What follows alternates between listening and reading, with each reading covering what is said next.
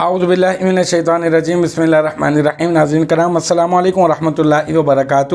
انشاءاللہ تبارک و تعالی آج ہم لوگ پڑھیں گے شرح میعات عامل کی النوع الاول۔ اب تک جو ہے وہ اس سلسلے میں ہم لوگ جو ہے وہ تقریباً جو ہے 44 ویڈیوز جو ہے وہ بنا چکے ہیں۔ انشاءاللہ تبارک و تعالی آج ہوگا ہمارا پارٹ نمبر 45۔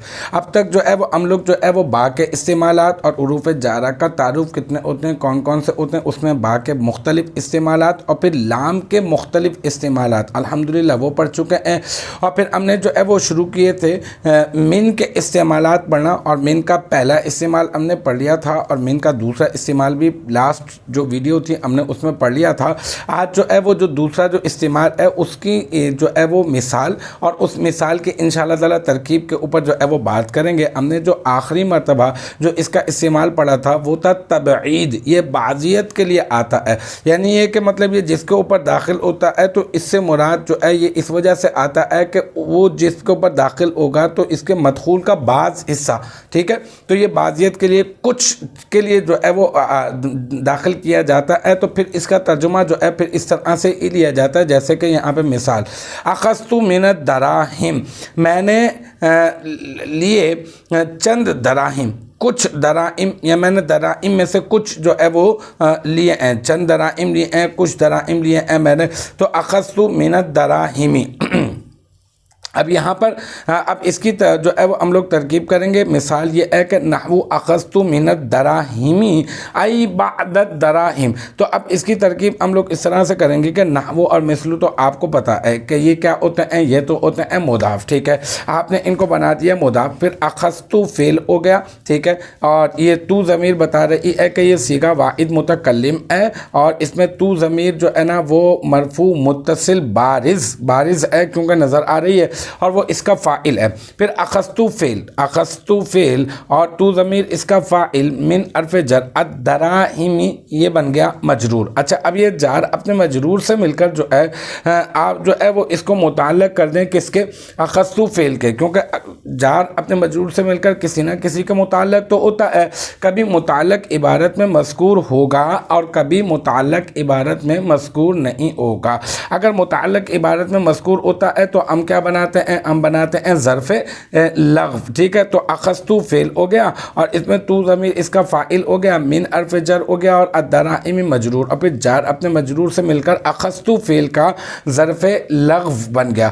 اب یہاں پر آگے جو ہے آ رہا ہے ای، اور میں نے آپ سے یہ بتایا تھا کہ جب ای آئے گا تو ای حرف تفسیر ہے، تو ای سے پہلے بھی ایک جملہ ہوگا اور ای کے بعد بھی ایک جملہ ہوگا۔ ای سے پہلے والا جو جملہ ہے اس کی جو ہے وہ تفسیر کی جا رہی ہوگی اگلے والے جملے کے ذریعے سے، تو جس کی تفسیر کی جا رہی ہوگی اس کو ہم لوگ کہیں گے مفسر، اور جو جملہ تفسیر کر رہا ہوگا اس کو ہم لوگ کہیں گے مفسر۔ تو یہاں پہ دو جملے ہیں، دیکھیں اسکرین کے اوپر آپ کو عبارت لکھی ہوئی نظر آ رہی ہے، تو آپ دیکھیں کہ دو جملے ہیں، ایک تو ای سے پہلے ایک جملہ ہے اور ایک ای کے بعد ایک جملہ ہے۔ اچھا، اب یہ اخذت فعل ہو گیا، یہ تو ضمیر فاعل، من الدراہم ظرف لغو، پھر فعل اپنے فاعل اور ظرف لغو سے مل کر یہ کیا بن گیا، جملہ فعلیہ خبریہ ہو کر اس کو ہم نے بنا دیا مفسر، ٹھیک ہے۔ اب یہ ای کیا بنایا ہم نے، ای کو ہم نے بنا دیا حرف تفسیر، ٹھیک ہے۔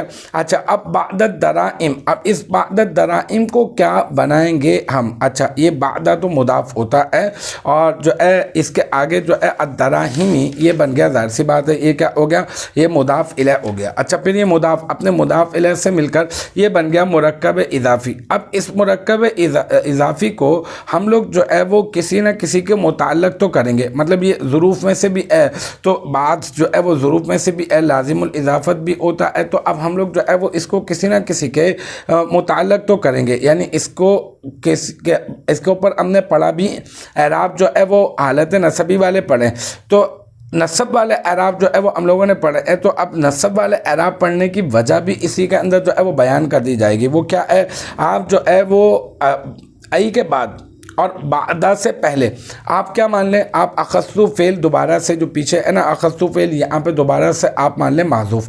اب آپ جو ہے بعدہ مضاف اور الدراہمی مضاف الیہ، مضاف اپنے مضاف الیہ سے مل کر مرکب اضافی ہو کر مفعول بن گیا کس کا، اخذت فعل کا.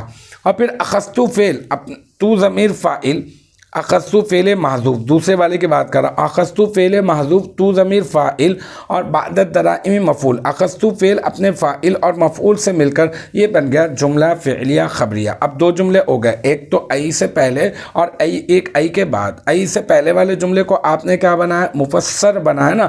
ای کے بعد والے جملے کو آپ بنا دیں مفسر، کیونکہ اس کے ذریعے سے تفسیر کی جا رہی ہے. کیونکہ کہا یہ گیا ہے کہ اخذت من الدراہم، ایک لام جو ہے وہ آتا، ایک من جو ہے وہ آتا ہے تبعید کے لیے آتا ہے.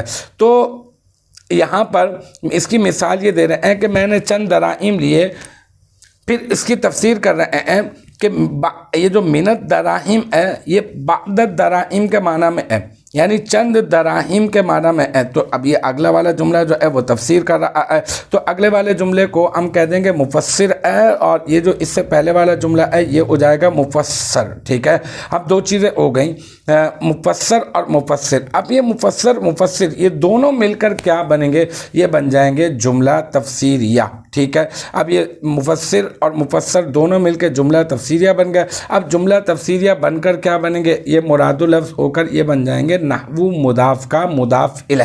کیونکہ نحو تو آپ کو پتہ ہے مضاف الیہ ہوتا ہے، اور نحو کے بعد جو ہوتا ہے وہ مضاف الیہ ہوتا ہے. نحو مضاف ہوتا ہے اور نحو کے بعد جو ہوتا ہے وہ مضاف الیہ ہوتا ہے. تو نحو مضاف، اور پھر یہ پورا کا پورا جملہ اخذت من الدراہم ای بعد الدراہم، یہ پورا کا پورا جملہ جو ہے کیا بن جائے گا، یہ بن جائے گا مضاف الیہ. اور پھر یہ مضاف اپنے مضاف الیہ سے مل کر مرکب اضافی ہو کر حسب معمول یہ بن جائے گا مثالہ مبتدا محذوف کی خبر.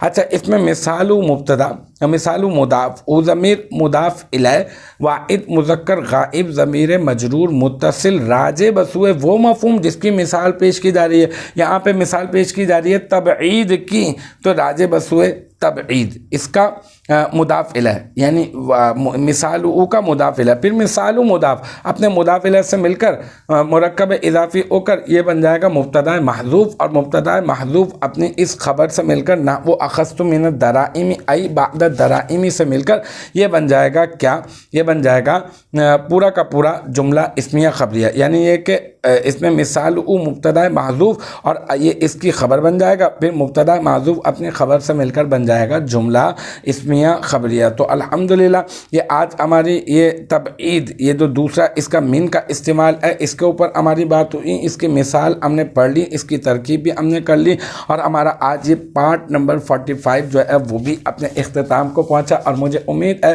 کہ یہاں تک کی جو بات ہے وہ آپ کی سمجھ میں آ گئی ہوگی. انشاءاللہ تبارک و تعالی نیکسٹ ٹائم اگلی ویڈیو اگلی کلاس کے ساتھ ملاقات ہوگی. جب تک آپ اپنا بہت خیال رکھیے گا. وآخر دعوانا ان الحمدللہ رب العالمین.